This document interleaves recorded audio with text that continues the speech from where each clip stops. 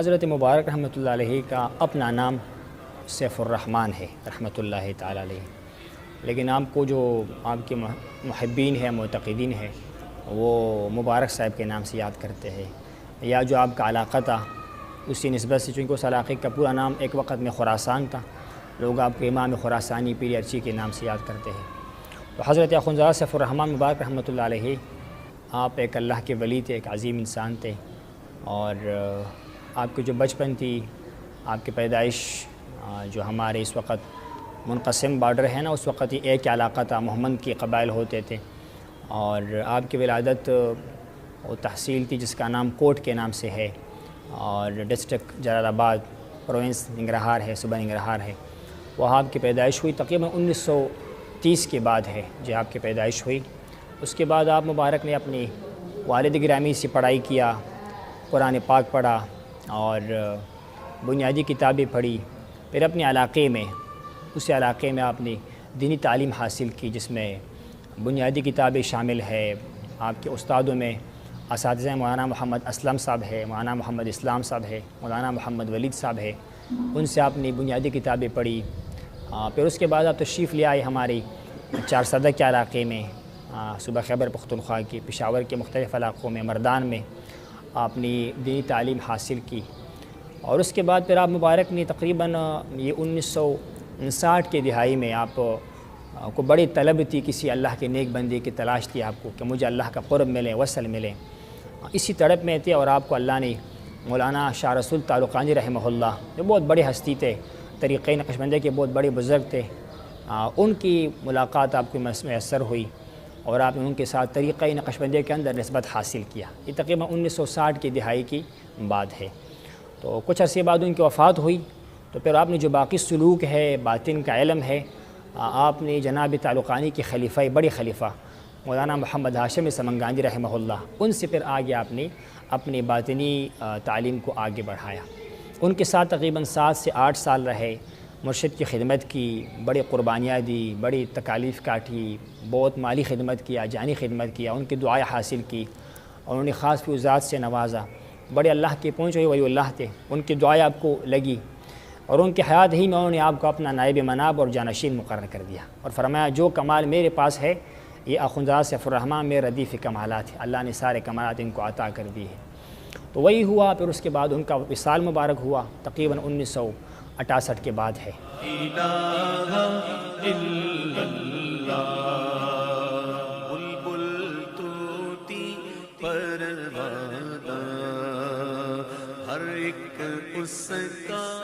وہ خود ادھر تھے، علاج کے پاکستان آئے تھے، آپ خود افغانستان میں تھے، جناب مبارک رحمہ اللہ افغانستان میں تھے۔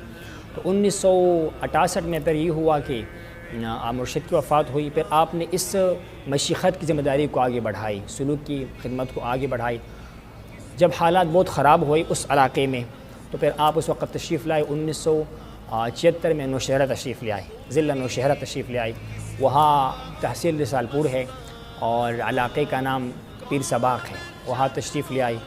اپنے مرشد مبارک کی مزار کی تعمیر کرائی، وہاں خانقاہ کے کام کو آگے بڑھانا شروع کیا۔ پھر اس کے بعد ایک مسجد ہے جامع مسجد دل آرام کے نام سے، دل آرام، وہاں پر آپ نے امامت و خطابت کے فرائض سنبھالے، 3 سال وہاں محفلی کی، اور بہت دنیا آپ کی طرف مائل ہو گئی، بہت دنیا مائل ہو گئی، دین کا خدمت کیا، اللہ کی یاد، اللہ کی معرفت لوگوں میں تقسیم کرتے رہے، اور بہت شہرت آپ کو ملی، بہت دنیا آپ کے پاس آئی۔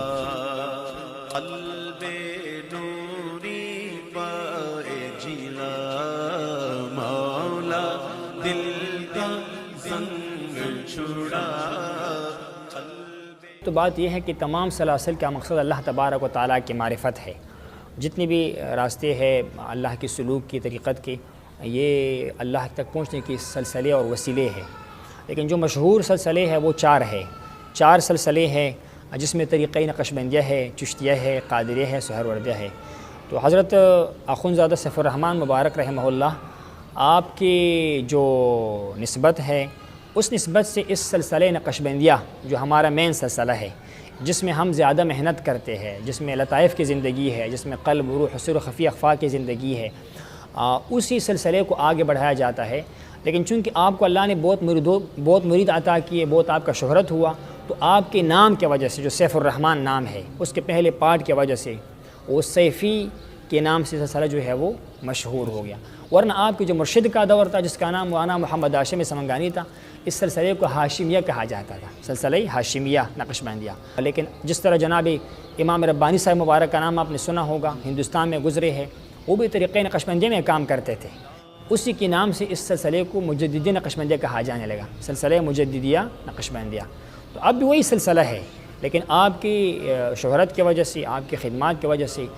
ہمارے سلسلے کے سالکین کو جو کہ سنت سے آراستہ ہوتے ہیں، جس کے چہروں پر، جس کے لباس، جس کا رہن سہن، جس طرح حضرت نے ہمیں تعلیم دیا کہ بس تم نے ہر حال میں شریعت کی پابندی کرنی ہے، باطن میں تو اللہ کے ذکر کرنی ہے، اللہ کو یاد کرنا ہے، وہ تو ہمارا حرز جان ہے، جان کا مقصد ہے، لیکن آپ کو جو ظاہر ہے وہ بھی اللہ کے پیارے حبیب صلی اللہ علیہ وسلم کے طریقے کے مطابق ہونا چاہیے۔ آپ نے اپنے اولاد کو، اپنے خلفاء کو، اپنے معتقدین سب کو سختی کے ساتھ شریعت کی پابندی کا درس دیا اور ہمیں ڈرا دیا اور ڈراتے تھے، اکثر اشعار پڑھتے تھے کہ ہم نے قبر میں جانا ہے، نہ مال کام آئے گا، نہ اولاد کام آئے گا، نہ شہرت کام آئے گا، وہاں اللہ کی یاد اور اللہ کے ذکر کام آئے گی۔ تو اسی کی نام کے مناسبت سے سلسلے کا نام سلسلہ سیفیہ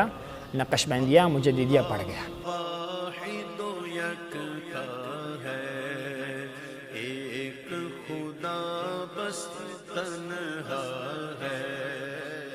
اصل میں آپ مبارک کی جو بچپن ہے وہ تو نوجوانی کا دور اکثر پاکستان ہی میں گزرا، کیونکہ آپ نے پڑھائی، تعلیم، چونکہ آپ مبارک کا والد جب وفات ہوا تو آپ کی عمر 13 سال تھی، 13 سال کی عمر تھی، ان سے آپ نے بیسک کتابیں پڑھی تھی، قرآن پاک تجوید کے ساتھ کچھ پڑھا ہوا تھا، اور کے بعد آپ کو علم کا شوق رہا، بہت غلبہ رہا، جس طرح جناب سیدنا شاہ بغداد غوث اعظم رحمہ اللہ نے تکالیف کاٹی، علم کی خاطر بغداد کے جنگلات کا سیر کیا، تو آپ بھی چل پڑے بے سر و بے سامانی کی حالت میں۔ کم عمر تھا مبارک کا، 20 سال سے کم عمر تھی، 15-16 سال جو ہمارے بزرگ بتاتے ہیں۔ تو آپ نے جو ہے وہ چارسدہ، مردان، پشاور کے مختلف علاقے، کچھ قبائلی علاقہ جات تک سفر کیا، علم دین حاصل کرنے کے لیے کوشش کی، حدیث پڑھی، فقہ پڑھی، آپ نے جو ہے وہ قرآن پاک کا ترجمہ کیا، لیکن پھر چونکہ آپ کی سارے رشتہ دار فیملی وہاں پر تھی تو آپ کو اس سلسلے میں پھر ظاہر بات ہے وہاں پر جانا تھا۔ وہاں جب حالت بہت خراب ہوئی، یہ غالباً 1976 کی بات ہے، چونکہ وہاں پر شمسی حساب چلتا ہے، شمسی ہجری کا، لیکن ہمارے حساب سے 1976 کے بعد بنتی ہے۔ ایک ظالم بادشاہ تھا نور محمد ترکی کے نام سے، روس نواز تھا، اس نے ظلم شروع کیا، بربریت شروع کیا، تو وہ صوفیہ کرام کو، علماء کو چن چن کر شہید کیا کرتے تھے۔ آپ نے بڑا فائٹ بھی کیا، مقابلہ بھی کیا، چونکہ وہ دین کے دشمن تھے، عقیدے کے دشمن تھے، جان و مال کے دشمن تھے۔ بہرحال ہوا کیا کہ پھر آپ 1976 میں تشریف لے آئے، تو اس کے بعد آپ 4 سال نوشہرہ میں رہے، اور 1980 میں آپ خیبر ایجنسی، جو اس وقت ہم فاٹا کے نام سے کہتے ہیں نا اس کو، فاٹا پشاور سے کوئی 15-20 کلومیٹر کے فاصلے پر ہے، وہاں آپ تشریف لے گئی، اور وہاں الحمدللہ آپ نے علمی حلقہ قائم کیا، مدرسہ قائم کیا، جس میں صبح شام اللہ کی یاد اور درس حدیث اور درس قرآن اور فقہ کا درس، اور وہاں سے ایسی ہیرے تیار ہو گئی آپ کی ذاتی تربیت کے بنا پر، کیونکہ آپ کی تربیت کا جو منہج تھا وہ بڑا جامع طریقہ تھا۔ آپ رسمی تعلیم کے حق میں نہیں تھے، آپ عملی تربیت کے حق میں تھے۔ ادھر قول پڑھ لیا کسی بزرگ کا، کسی اللہ کے ولی کا، اللہ کے نبی کا، اس وقت عمل مطلوب ہوتا تھا، اس پر عمل بھی کر کے دکھانا ہے۔ اسی طرح آپ نے بڑے قافلے کو تیار کیا، بڑے علماء کو تیار کیا، خلفاء کو تیار کیا، لیکن آپ نے خلیفہ کرنے کا جو معیار رکھا وہ یہ تھا کہ بندہ خود بھی شریعت پر پابندی کرے، اس کے لطائف اللہ کی یاد سے ذاکر ہو جائے، اور جو کچھ چیزیں ہمیں بولنے میں تو مشکل ہوتا ہے، لیکن میں یہ اتنا عرض کروں گا کہ اس سالک کی، اس طالب کی روح سے یہ معلوم ہو جائے، اندازے سے یہ معلوم ہو جائے کہ اس کا کام مکمل ہو گیا ہے، اس کو اللہ کا قرب حاصل ہوا ہے، اب یہ آگے بھی خدمت کر سکتا ہے، اس کو آپ مبارک خلافت دیا کرتے تھے، لیکن ساتھ فرماتے تھے کوئی بھی کام شریعت کے خلاف نہیں کرنا، اور اللہ کے دین کے مقابلے میں کسی کی ملامتی کرنے سے نہیں ڈرنا۔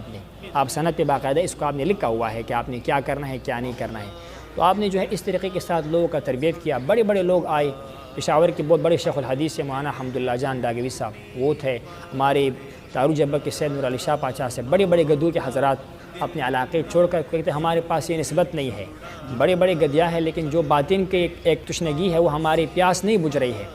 تو آپ کے پاس تشریف لے آئے۔ آپ کا ایک خاص قوت توجہ تھا، اثر تھی آپ کے اندر، لطائف ذاکر ہوتے تھے، کیونکہ آپ فرماتے تھے کہ ایک ہمارے 5 ظاہر کے حص ہے، جس میں ہمارے زبان ہے، منہ ہے، ہمارا کان، ہمارے آنکھیں، ہمارے باہر کی اعضاء ہے، ایک ہمارے اندر کی دنیا ہے۔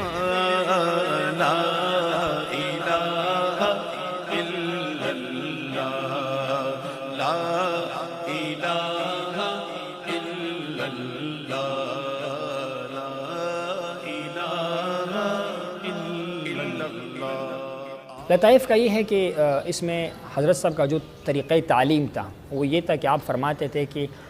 ہر انسان جو ہے نا، اللہ کی جتنی مخلوقات ہے، 1000 یا اس سے زیادہ مخلوقات ہے مختلف قسم، تعداد تو اللہ تعالیٰ کو معلوم ہے،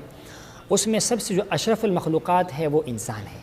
عظیم مخلوق جو ہے وہ انسان ہے۔ اس کو اللہ نے اپنی خلافت کے لیے چنا، اللہ نے اس کو سب سے مکرم بنا دیا۔ تو انسان ظاہراً تو ایک باڈی ہے، ایک جسم ہے، لیکن اس انسان کے اندر پورا عالم کبیر پڑا ہوا ہے، یعنی یہ پورا عالم ہے، اس کے اندر پانی ہے، آگ ہے، مٹی ہے، ہوا ہے، اس انسان میں نفس ہے، اور اسی انسان میں 5 لطائف ہے۔ لطیفے سے مراد وہ غیر محسوس چیز جو نظر نہیں آتا ہے اور انسان کے اندر اللہ نے ڈالا ہوا ہے۔ یہ جو انسان کا سینہ ہے نا، ایک حدیث کے بھی مفہوم ہے کہ یہ اللہ کی نور کی جگہ ہے، نورانیت کی جگہ ہے۔ آپ جب کسی میت انسان فوت ہو جاتا ہے اور امام نے جنازہ پڑھنا ہوتا ہے تو وہ سینے کے سامنے کھڑا ہوتا ہے، تو یہ وہ مقام ہے دل جس کے طرف بلاکیف اللہ تبارک و تعالیٰ دن میں کم و بیش 70 مرتبہ دیکھتا ہے اپنے شان کے مطابق۔ تو مشائخ فرماتے ہیں کہ 5 لطیفے ہیں انسان کی سینے کے اندر، جس کو عالم امر کے لطیفے کہتے ہیں۔ اللہ کے امر کن سے پیدا ہوا ہے۔ ظاہراً تو یہ لطیفے یہاں پر ہے، ہمارے قلب میں ہے، بائیں پستان سے نیچے، ہمارے روح میں ہے، دائیں پستان سے نیچے، ہمارے سر میں ہے، بائیں پستان سے 2 انگشتوں پر ہے، خفی ہے جو کہ دائیں پستان سے 2 انگلیوں پر ہے، اور لطیفہ اخفا ہے جو کہ سینے کے اوپر درمیان کی طرف ہے۔ لیکن ان کا جو اصل ہے وہ عالم ملکوت اور اس سے بھی اوپر ہے، یعنی قلب کا تعلق ظاہراً تو ہمارے جسم میں پڑا ہوا ہے، لیکن اس کا جو کنیکشن ہے اصل میں وہ عرش سے بھی اوپر ہے۔ اللہ کی خاص مہربانی سے ہے کہ اللہ نے ہمیں اس کے صفائی کے ساتھ وہاں تک تعلق کا بھی جو ہے وہ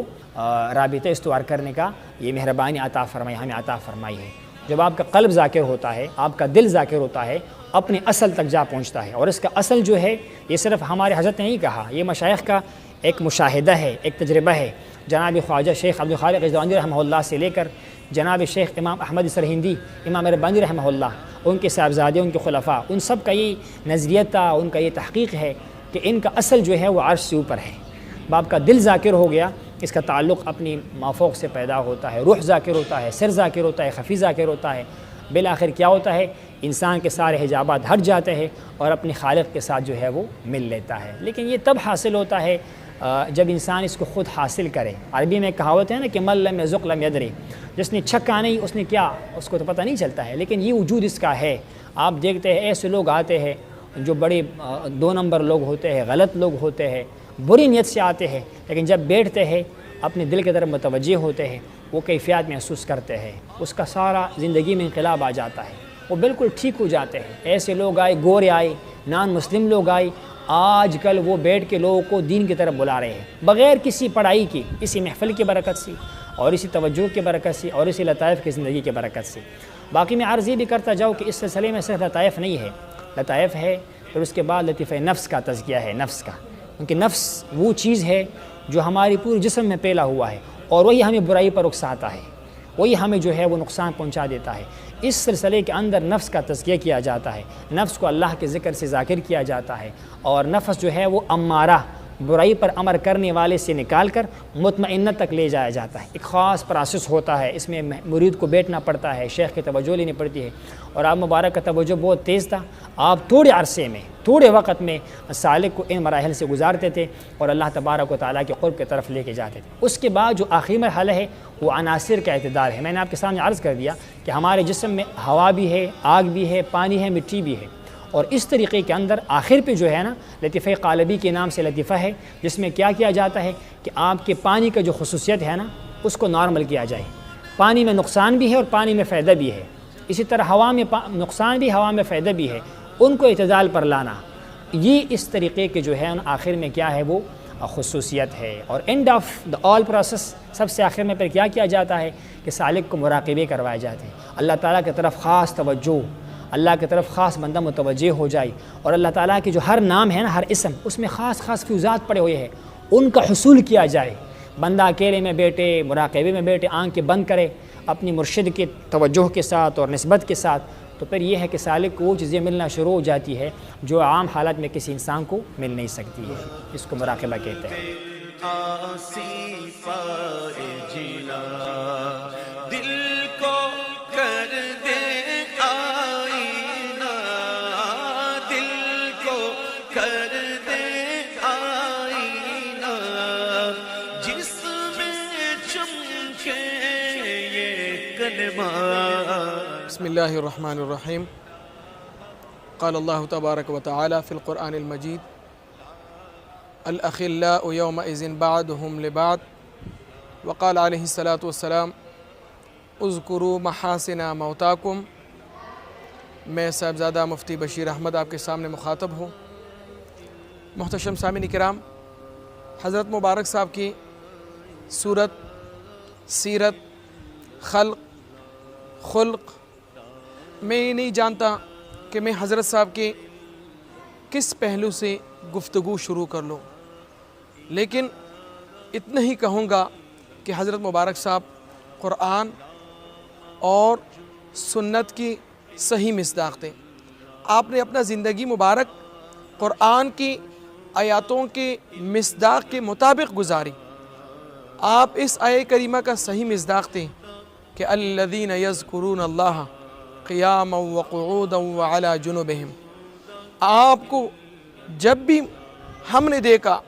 جیسے ام المؤمنین عائشہ صدیقہ عفیفہ رضی اللہ تعالیٰ عنہ فرماتے ہیں کہ جب سے میں نے ہوش سنبھالی، میں نے اپنے والدین کو دیکھی کہ وہ پورا عمر ذکر اور اذکار میں اور اللہ جل شانہ کی دین متین کی سربلندی کے لیے ان میرے والدین نے کوشش کیا. ہو بہو وہی مصداق حضرت مبارک صاحب کے تھے کہ آپ دن رات اللہ کی ذکر، فکر، قرآن، کتاب اللہ، سنت رسول کا درس دیتے. آپ صبح سے لے کر شام تک جتنی آپ کے معمولات تھے، فجر نماز کے بعد،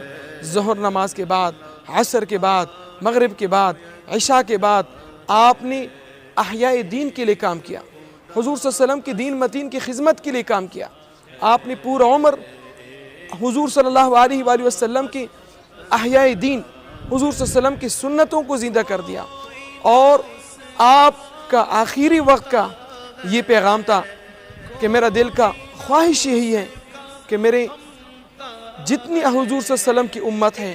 وہ تمام کے تمام حضور صلی اللہ علیہ وآلہ وسلم کی سنتوں میں اور حضور صلی اللہ علیہ وآلہ وسلم کی احیاء کی سنت میں رنگ جائیں اور حضور صلی اللہ علیہ وسلم کی احیاء سنت ہو جائیں. لا الہ الا اللہ، لا الہ الا اللہ. آپ نے ایک لحظہ، ایک آنکھ جھپکنے کے مطابق آپ نے اللہ کی ذکر کے علاوہ زندگی نہیں گزاری. آپ کی معمولات ہمارے لیے روز روشن کی طرح واضح ہیں کہ آپ کا صورت، آپ کا سیرت، آپ کا خلق، آپ کا خلق یہ تھا کہ لوگ کتاب کو مطالعہ نہیں کرتے، لوگ کسی چیز کی طرف نہیں رجوع کرتے، بلکہ آپ کی صورت، آپ کی سیرت کو جب دیکھتے تو اس صورت میں حضور صلی اللہ علیہ وآلہ وسلم کی قرآن اور احادیث مبارک کا صحیح مصداق ہوتا اور لوگ اس پر عمل پیرا ہو کر لوگوں نے آپ کے نقش قدم پر چل کر آج آپ کی مرید، مخلص، متوسلین آپ کے نقش قدم پر چلتے ہیں اور آپ کی اس سلسلے کو آگے چلاتے ہیں. سلسلہ عالیہ سیفیہ. حضرت مبارک صاحب کا نام مبارک سیف الرحمن ہے. سیفی کا یا جو ہے یہ یا نسبتی ہے. جہاں پر بھی دنیا کی مشرق مغرب جہاں پر کوئی شخص اپنے نام کے ساتھ سیفی کا لفظ ٹچ کرتا ہے، اپنے نام کے ساتھ سیفی لفظ رکھتا ہے، تو اس سے نسبت حضرت مبارک صاحب علیہ رحمہ کی طرف سے نسبت ہوتا ہے. حضرت مبارک صاحب نے نام شہرت کے لیے کوئی کام نہیں کیا، بلکہ حضرت مبارک صاحب تمام کے تمام خدمت اللہ کی رضا کے لیے کیا. اور اللہ جل شانہ فرماتا ہے کہ جو فَاذْكُرُونِي أَذْكُرُكُمْ، جو مجھے یاد کرتا ہے میں لوگوں کی زبان سے ان کے چرچے کرواتا ہوں. آج اگر جہاں پر بھی لوگ سیفی کہلاتے ہیں، یہ حضرت مبارک صاحب کی کمالات تھے، حضرت مبارک صاحب کی خدمات تھے، جب اللہ جل شانہ نے یہ عزت اور شرافت حضرت مبارک صاحب کی رعایت فرمایا۔ زنگ چھڑا قلب نوری پائے جلا، مولا دل کا زنگ چھڑا قلب آسی پائے جلا۔ مبارک رحمۃ اللہ علیہ تو چونکہ بہت اعلیٰ پائے کے ان کے اخلاق تھے، آپ کی جو اپنی سوچ تھی بہت اعلیٰ تھی، لیکن ایک بات تھی کہ آپ اگر کوئی بڑا آتا تھا اس کو بڑے کے طریقے کے ساتھ ڈیل کرنا، کوئی دنیا دار آتا دنیا داری کے حساب سے اس کو ڈیل کرنا، کیونکہ آپ نے خود زمینداری بھی کی تھی جو کہ کھیتی باڑی والا کام ہوتا ہے نا، وہ بھی کی تھی آپ نے تھوڑا بہت کاروبار بھی کیا ہوا تھا، اور آپ نے تعلیم بھی حاصل کی تھی، آپ نے دیہات کی زندگی گزاری، پہ شہر کی گزاری، الحمدللہ ہر چیز سے واقفیت تھی۔ جو رسم و رواج ہمارے جو کلچر ہے پشتوں کا، اس کو بھی آپ بڑی اچھی طریقے سے فالو کرتے تھے، لیکن جہاں پر شریعت کا مقابلہ آتا تھا رسم کے ساتھ تو آپ رسم کو چھوڑ دیتے تھے، شریعت کو فالو کرتے تھے۔ گھر میں بھی آپ کا اس طرح تھا کہ آپ فرماتے تھے کہ گھر میں وسعت کی زندگی ہوتی ہے، باہر تو اللہ نے آپ کو بڑی ہیبت دی تھی، بڑا شان دیا ہوا تھا، آپ کی بہت سخت ڈسپلن تھی، بیک وقت آپ 30 سے 40 گھروں کو سنبھالا کرتے تھے، جو آپ کے پڑوس میں تھے، علماء کی، اساتذہ کی، قاری حضرات کی، خلفائے کرام کی جو توجہ کرتے تھے، اور ہمیشہ 200 250 300 بندے ان کو تربیت کرنا، ان کو جو ہے وہ ایک خاص روٹین سے چلانا، یہ آپ کا معمول تھا۔ لیکن بیک وقت اسی وقت آپ جو ہے وہ گھر میں بچوں کو بھی ٹائم دیتے تھے، خواتین کو بھی ٹائم دیتے تھے، مہمانوں کو بھی ٹائم دیتے تھے، پڑوسیوں کو بھی ٹائم دیتے تھے، بڑی شفقت سے پیش آتے تھے۔ اور ہمیں یاد ہے میں نسبتاً بڑا تھا، یہ بات مجھے کرنی چاہیے نہیں کرنی چاہیے، تقریباً 7-8 سال کا، آپ مطلب یہ ہے کہ مجھے اپنے ساتھ بستر پر فرماتے تھے میرے ساتھ سو جاؤ، اتنا آپ کا شفقت تھا، محبت تھا، رات 2 بجے 2:30 بجے اٹھاتے تھے، اٹھو وضو کرو تہجد کی نماز پڑھو، کبھی بیمار ہو جاتے تھے، مجھے یاد ہے کئی دفعہ خود گود میں اٹھا کے باہر لے آتے تھے، ہمارے کسی بڑی بزرگ کو کہتے تھے اس کو ڈاکٹر کے پاس لے جائے گا، تو بڑی شفقت کرتے تھے، بڑی محبت کرتے تھے، بلکہ ہر کسی کو نوازتے تھے آپ، سادات سید جو ہے حضور کی اولاد اس سے بڑی پیار کرتے تھے، بلکہ آپ کا جو خلیفہ تھا اس کا نام میں نے آپ کے سامنے عرض کر دیا، سید علی شاہ پاچا سے، حضرت کا خلیفہ تھے، پشاور میں اب بھی حیات ہے لیکن ضعیف ہو چکے ہیں، تو وہ جب آپ کے ساتھ ملاقات کرتا تھا، حالانکہ وہ آپ کا مرید ہے، آپ ان کا پیر تھے،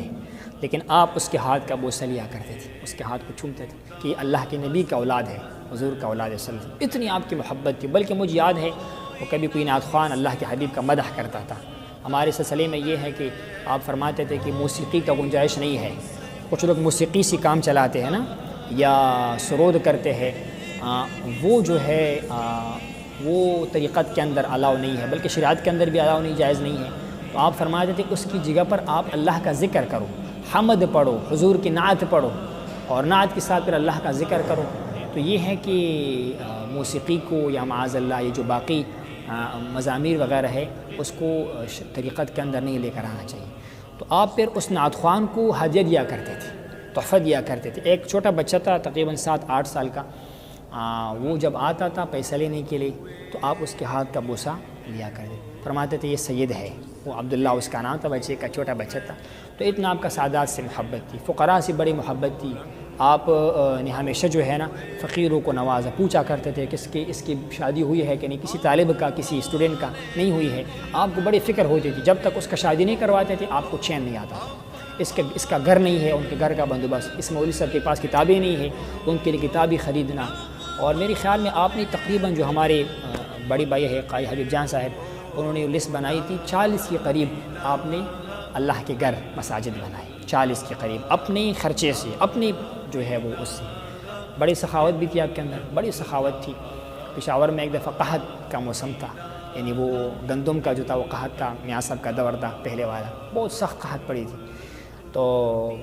کسی نے عرض کی صاحب کی بہت سخت قحط پڑی ہے، لہٰذا یہ جو لوگ ہمارے پڑوسی حضرات آتے تھے اور کھانا لے جاتے تھے، ان پر ذرا سختی کرنی چاہیے تاکہ ہمارے لیے گھر کے لیے مشکل پیدا ہو جائے۔ آپ نے کہا نہیں، جب تک گندم ہے اور روٹی ہمارے پاس ہے، لوگوں کو یاد ہے کہ وہ لے جایا کرے، اللہ پر توکل کرنا چاہیے۔ اور آپ فرماتے تھے کہ میں اپنی قبر کا اور اپنی آخرت کا فکر جو ہے نا وہ خود ہی کرنا چاہتا ہوں۔ میں یہ نہیں چاہتا کہ میں دنیا سے جاؤں اور میرے پیچھے پھر بعد میں کہوں کہ میرا کوئی رشتہ دار یا کوئی مرید میرے پیچھے سارے ثواب کرے، کچھ تحفہ بھیجے۔ نہیں، میں اپنی زندگی میں ہی، اپنی حیات ہی میں آخرت کا غم جو ہے وہ کرنا چاہتا ہوں۔ لہٰذا ایجاد ہے سب کو، اور اسی لیے میں آپ کو عرض کرتا جاؤں کہ آپ نے جائیداد کوئی نہیں بنائی، نہ کوئی پراپرٹی، نہ کوئی دکان، نہ کوئی کاروبار۔ آپ کا کاروبار کیا تھا کہ ادھر سے آمدن ہوتی تھی، آپ نے تحفہ دیا، کسی نے تحفہ دیا، جو لوگ نذرانے پیش کرتے اللہ کی نیک بندوں کے بارے میں، اسی وقت آپ اس کو لگا لیتے تھے، اسی وقت۔ کسی کی شادی پر لگایا، کسی کو زکوٰۃ دیا، کسی کو گھر بنا کے دیا، کسی کے لیے کتابیں خریدی، لیکن آپ سٹور نہیں کرتے تھے۔ اور آپ پشتوں میں کہاوت پڑھتے تھے نا، اردو میں بھی اس کی سمجھ آپ کو آئے گی کہ نہ طمع نہ منع نہ جمع، نہ طمع کرو کسی سے، نہ مال کو جمع کرو، اور جب کوئی دینا چاہے تو اس کو منع بھی نہ کرو، لیا بھی کرو، تاکہ اس کا بھلا ہو جائے، اس کا فائدہ ہو جائے۔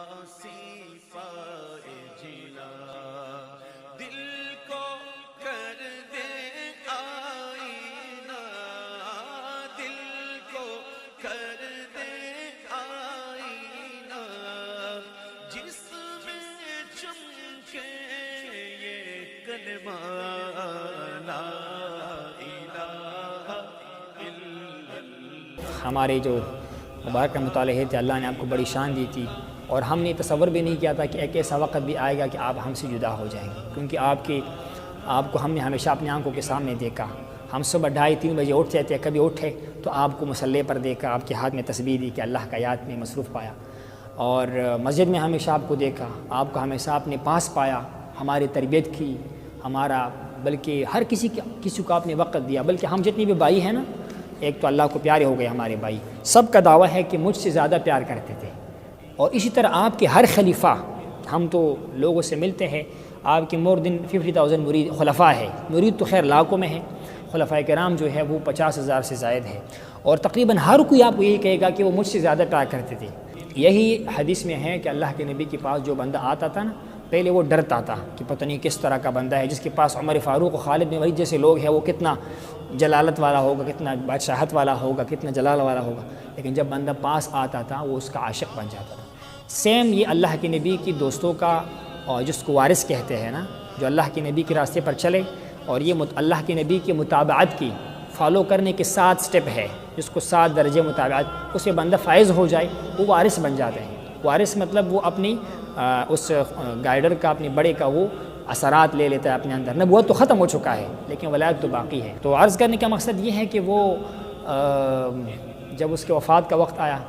تو وہ ایک ایسا سانحہ تھا جو ہم سے برداشت نہیں ہو پا رہا تھا، اور ہم کہہ رہے تھے کہ کاش اگر کبھی اس طرح ممکن ہوتا کہ بندہ اپنی زندگی کسی کے حوالے کرے، تو ہم اپنا زندگی دے دیتے، لیکن آپ کو دنیا سے اللہ کے بارگاہ میں عرض کرتے کہ آپ باقی رہنے دیتے، یہ لوگوں کے فائدہ ہو رہا ہے۔ بڑا ایک مصیبت کا وقت تھا۔ تو اس رات پھر میں نے بیٹھ کے کچھ اشعار لکھ کے مختصر سی، جس میں آپ مبارک کی جو تھا وہ میں نے تھوڑا سا، وہ میں نے اصل میں پشتو میں لکھا ہوا تھا، ہماری مادری زبان پشتو ہے، قبیلہ ہمارا محمد ہے، محمد قبیلہ ہے، اور یہاں پر آنے کے بعد 2006 میں یہاں پر چونکہ ہمارا شفٹنگ ہوا تو پھر پنجابی کے ساتھ اردو کے ساتھ زیادہ واسطہ ہمارا پڑھنا شروع ہوا، تو میں نے کچھ اشعار لکھی تھی، آپ کی وفات مبارک میں آپ کے سامنے عرض کرتا ہوں۔ غم سے پر رات تھی جس میں ہم سے ہمارا جانا چلا گیا، غم سے پر رات تھی جس میں ہم سے ہمارا جانا چلا گیا، جو ہمارے دل کا چین تھا وہ دادا جان چلا گیا، جو اپنے خدا پر عاشق تھا اور بے شمار صفات کا لائق تھا، جو اپنے خدا پر عاشق تھا اور بے شمار صفات کا لائق تھا، جو حق بات پر ناطق تھا وہ پہلواں ہم سے چلا گیا، تقویٰ جس کا شعار تھا زہد جس کا کاروبار تھا، تقویٰ جس کا شعار تھا زہد جس کا کاروبار تھا، جو ہمیش بہار بہار تھا وہ گلستان ہم سے چلا گیا، جو عالمی شریعت تھا جو واقف حقیقت تھا، جو عالمی شریعت تھا جو واقف حقیقت تھا، جو عاشق طریقت تھا وہ انمول مرجاں ہم سے چلا گیا، جو کامل اکمل ولی تھا، جو کامل اکمل ولی تھا اور جو وارث نبی تھا، جو کامل اکمل ولی تھا اور جو وارث نبی تھا، جو تقی نقی سخی تھا وہ سلطان ہم سے چلا گیا، جو قیوم تھا زمانے کا جو کہ زینت تھا آستانے کا، جو قیوم تھا زمانے کا جو زینت تھا آستانے کا، ہمیں جن سے تسلی تھی وہ اطمینان ہم سے چلا گیا، اور جو حسن پہ مہربان تھا، جو حسن پر مہربان تھا، اس کا روح جسم اور جان تھا، جو نعمت تھا، جو رحمت تھا، وہ باران ہم سے چلا گیا۔ غم سے پر رات تھی جس میں ہم سے ہمارا جانا چلا گیا، جو میرے دل کا چین تھا وہ دادا جان چلا گیا۔